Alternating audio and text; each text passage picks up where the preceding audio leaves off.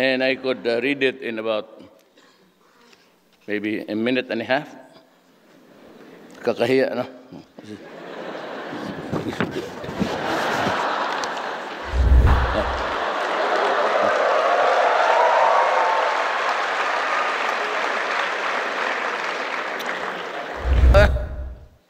Yung punta dyan, expelled kayo ngayon, award, anong klase ito? Ladies and gentlemen, I have the distinct honor to present the first Bedan President of the Republic of the Philippines, Bedan Rodrigo Roa Duterte.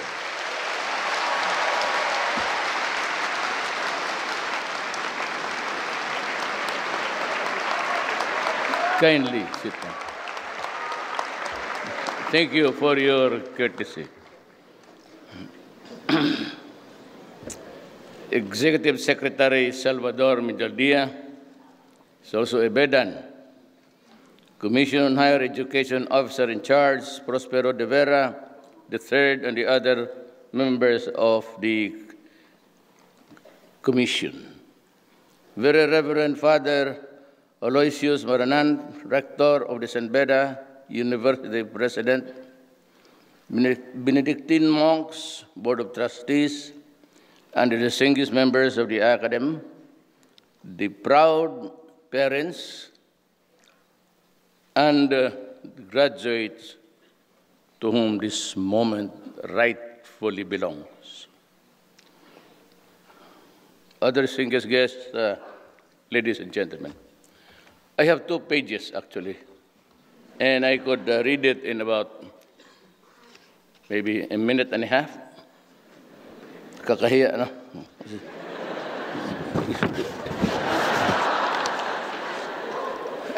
I'd like to, with the permission and, of course, my apologies to the Holy Fathers and brothers of the Benedictine community. I was here, forgot the exact place. Maybe it was on that side when I took my oath of office as a member of the bar. Alam mo,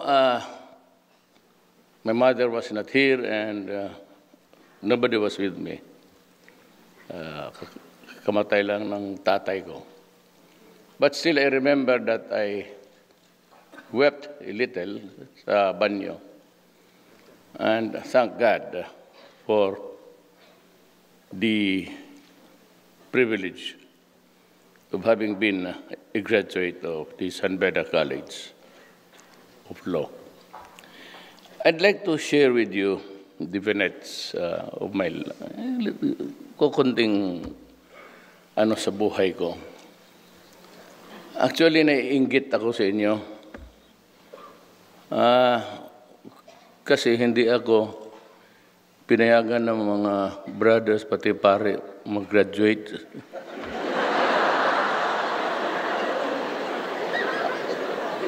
I was not allowed to take part in the graduation exercises because on the last days of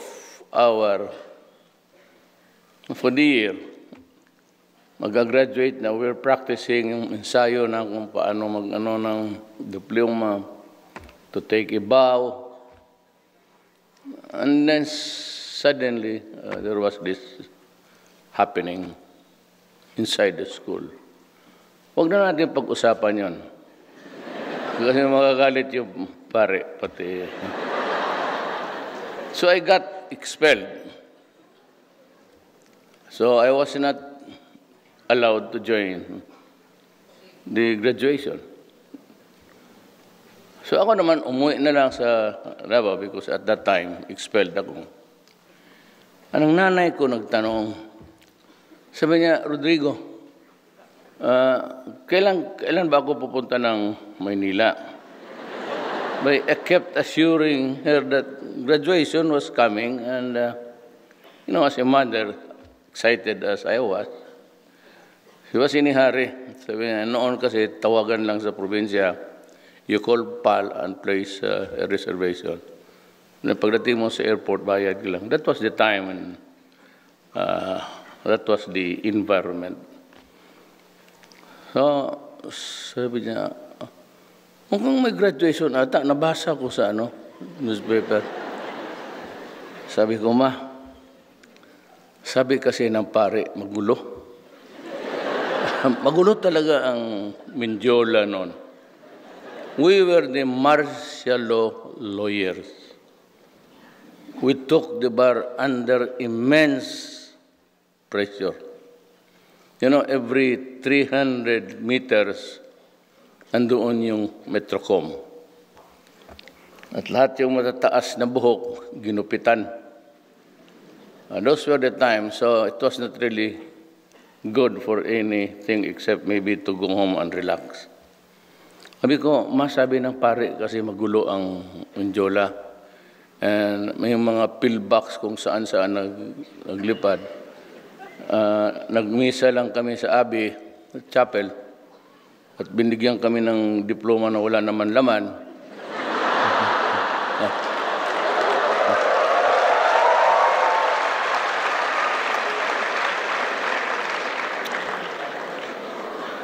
Para sabihin lang na graduate, definitely the graduation will take place. But maybe during a more somber time. So, naniwala naman ang nanay ko. So, finally, on review, the faculty sa law, San Beda, decided to pardon me and allowed me to take the bar. Kasi kung hindi na ako certify, paano makakuha that I have graduated in the course of the College of Law? So I was allowed to take the bar. I was certified as a graduate. So nakakuha ako ng bar sa awa ng Diyos. Pasa naman kami. 73, I became a lawyer. Kaya diyan ako nag-oath noon. Many years after, I don't know if they're still around, may crush kasi ako ng isang istorya lang man ito.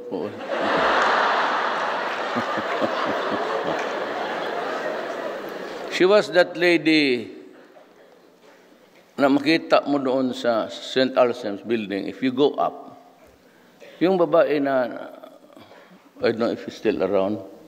Yung babae doon nakaupo, na may lunal dito. Kasi kung nandito pa siya, pakasalan kita ma'am, pag nabiyuda ka na.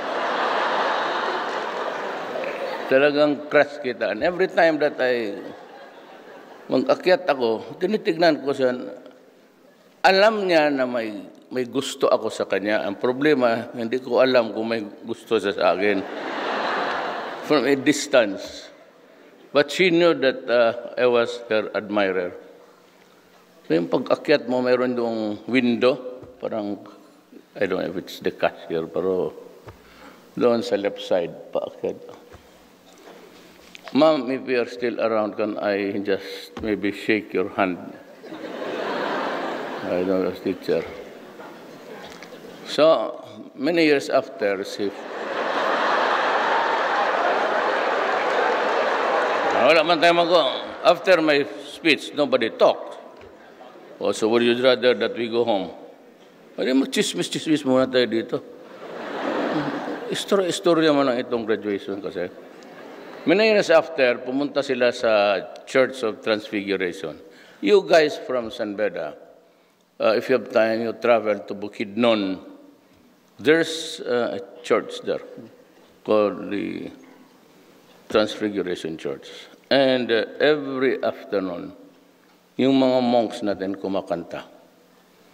At every time that I passed by, in the years that I was mayor of Davao, dumadaan talaga ako, makinig lang ako sa kanta nila. And how they can sing. So, pumunta doon ang mga teachers, they called it immersion, I do. But The late Father Lacson was with them. Tapos usap sila na, yung sa Davao was just a few more kilometers. Davao ka na. So sabi nila, punta tayo ng Davao. Kasi yan si Mayor Bedan. But at that time, I was in Taiwan. Ang problema, pagdating doon, there's a small community of Bedans. Walang, most of them are graduates of inferior schools.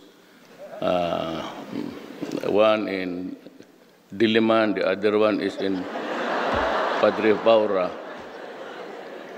Kukunti lang kami taga San Beda, but all of them was the Aquino family. Quite rich until now. So siya ang nag-blow out.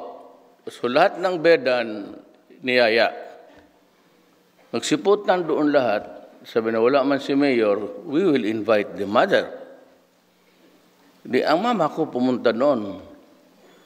Nung nakausap, pinakila, Father Lacson, ito yung nanay ni Mayor Duterte. Sabi ng nanay ko, Father, yung graduation nila Rodrigo.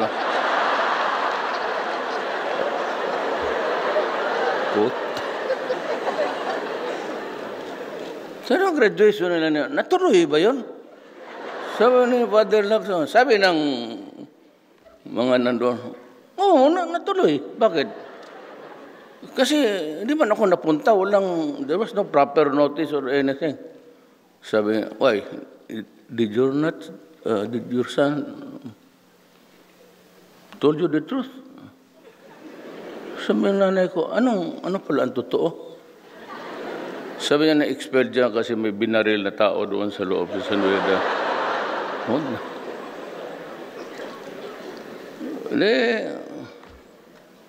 Nung pagdating ko, I was confronted by my mother.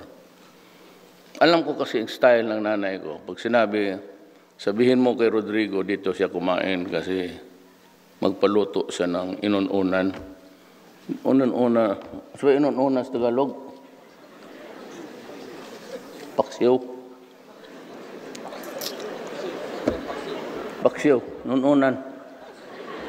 Mga sundalo. So, paksiw. Pagka ganon, okay yan. Pero pag ang message is, papuntahin ka ng nanay mo, ngayon, delikado na yan.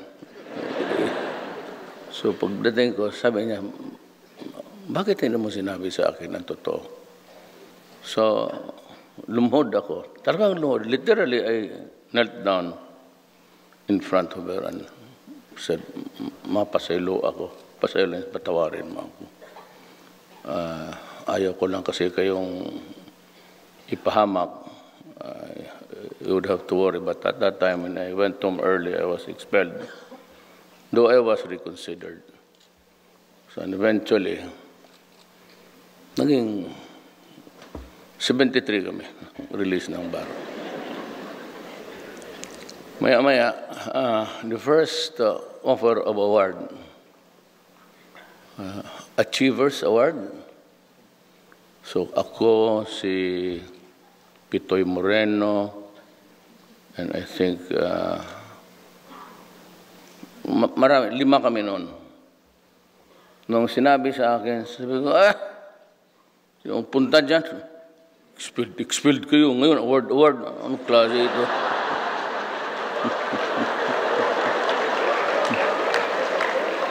So, hindi ako pumunta. Tapos, second time, kita-kita kami, Fred Lim. So, bakit di ka sumipot doon? Pinatawad ka na nga, ikaw pa yung suplado. So, the next time I was given this award, sumipot ako. Tapos, this is my first time with you actually. But, nung previous alumni, kita-kita kami, I was awarded, karami kong, you know what, hindi ko kayo niluloko ha. Sa pag-aral ko ni Tansan, walang nagbigay sa akin. Ngayon, yung San Beda, may ito yung trophy. Tapos ngayon, now, introducing the Hall of Fame, Rodrigo Duterte. So may medalya, kalaki, pati plaque. Sabi ko, sino pa ang nasa Hall of Fame? Sabi niya, wala, ikaw lang mag-isa. Well, anyway, I would like to thank the Benedictine community for such a wonderful show of mercy. Ika nga, ano yung sabi ni Shakespeare? The act of mercy is never strained, something strained, yung hinahasa. And I got back being an awardee. Pero sa Scholastic, patay. Kung hindi nyo sirain yung Mindiola Bridge, yung sa kanto, saan ang College of Law? Sos Mariosep. Walang ginawa yan kung galing slavery. Yan yung Mindiola, yung bridge. Pagbaba mo, Ligarda. Yung kanto, nandyan pa? Chilled beer.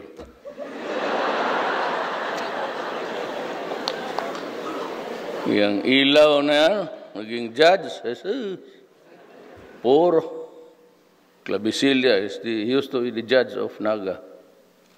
Doon kami sa kaya sayang ito sila di dumaan kay Solidom. May ako dyan. Ito si Rene, ang may-ari nito. Beda niyan.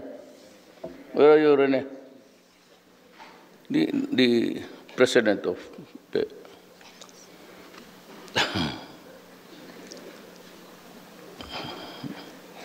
Pwede pa ba ako magsalita? Wala.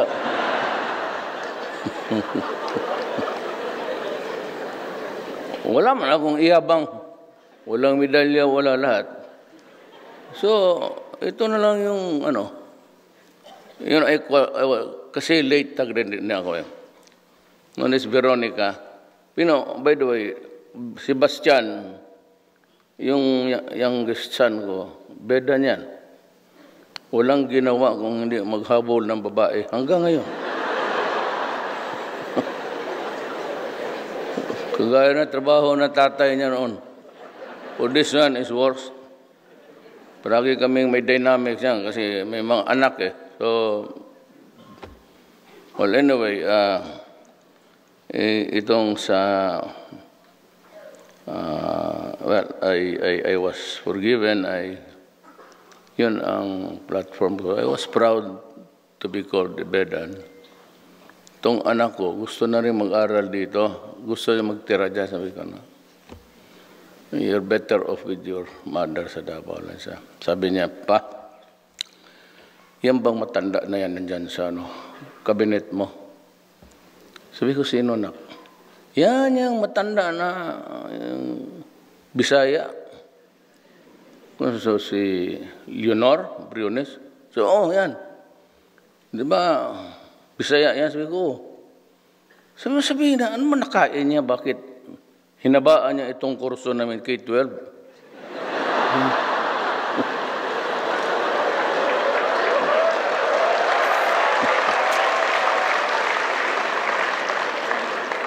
Sabi ko na, wala man tayong problema dyan. If it's just a matter of suggesting, I can.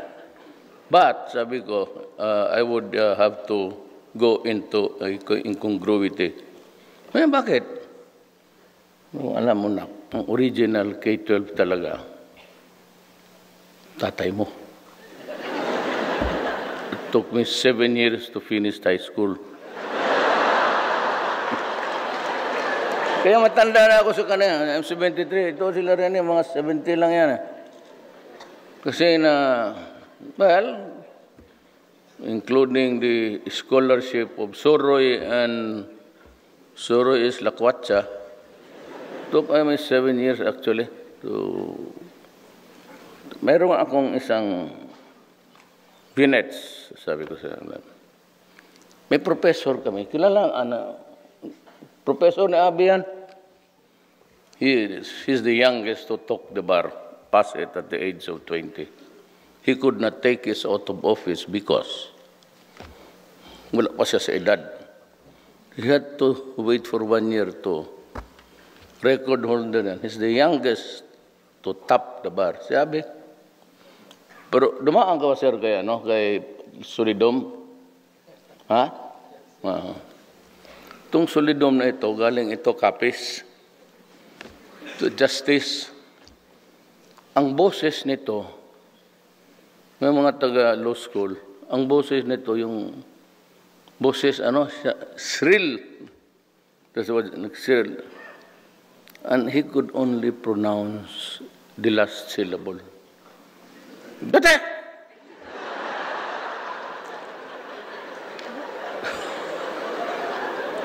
Tindig, Laurente, pati ako, tumindig. So, grouchy na, pero lahat dumaan kay Solidom. Ang remedialo, una kaming natapos.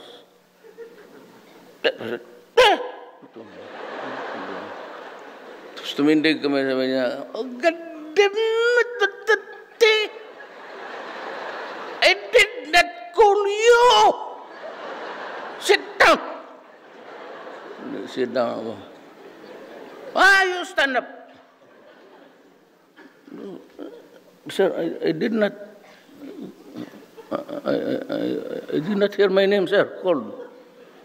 Because you are always talking at the back. God damn it, come here in front. Ganon kami sa college. Ayaw siguro ngayon, mga bata. Pagdating ko pinupo ako dyan sa front. Sabi niya, okay, Lunti, sit down. You recite. Tindig ako, sabi ko. Sabi niya, what? Sabi ko, sir, there is no question yet, sir. Puta na galit.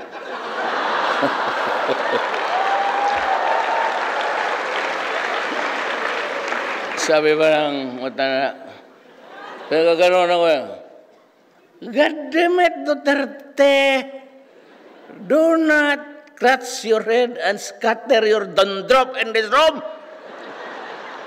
Keep it on your head, that is the only one you have.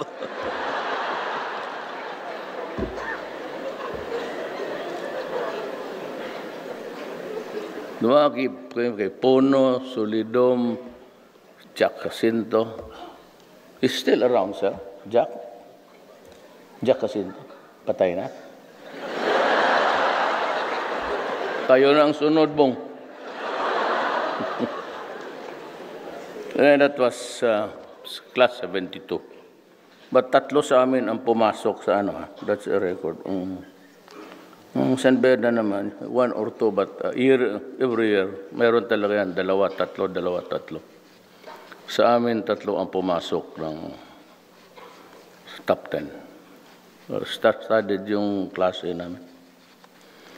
So, may I now read the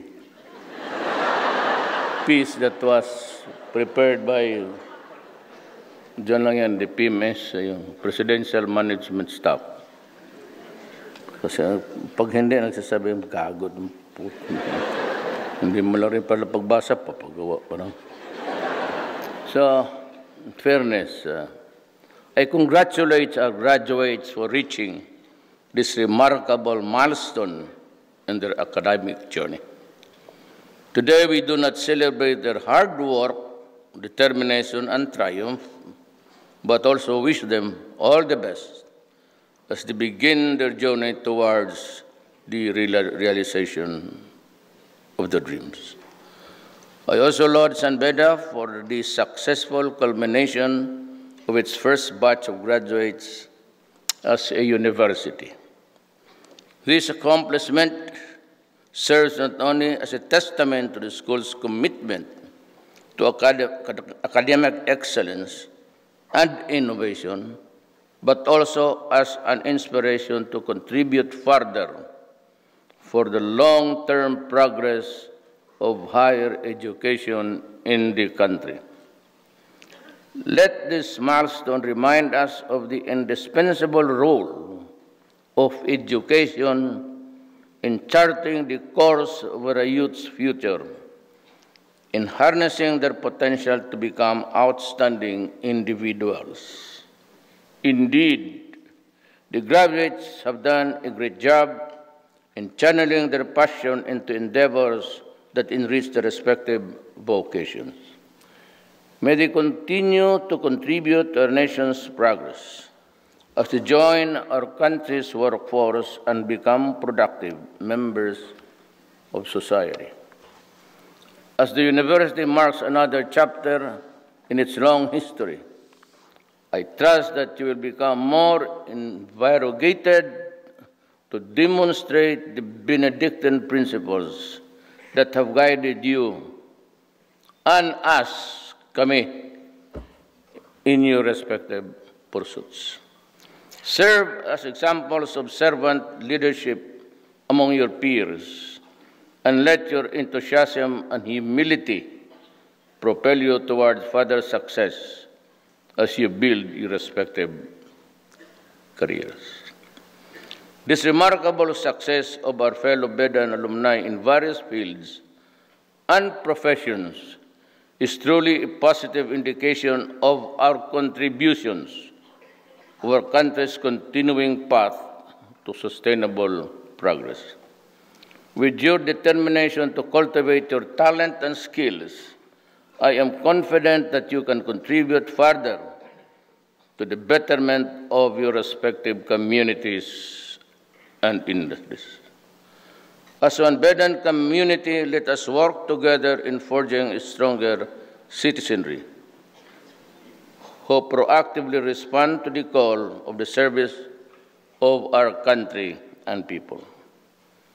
As you leave the halls of your alma mater, I ask you to join me in our shared task of uplifting the well-being of our people and looking after the welfare of the poor and the marginalized.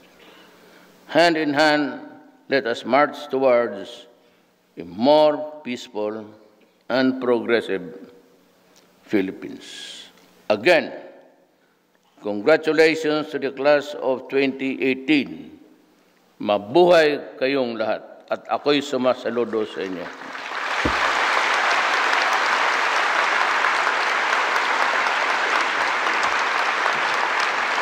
Thank you very much, our dear President, for gracing this momentous occasion. We are greatly honored by your presence.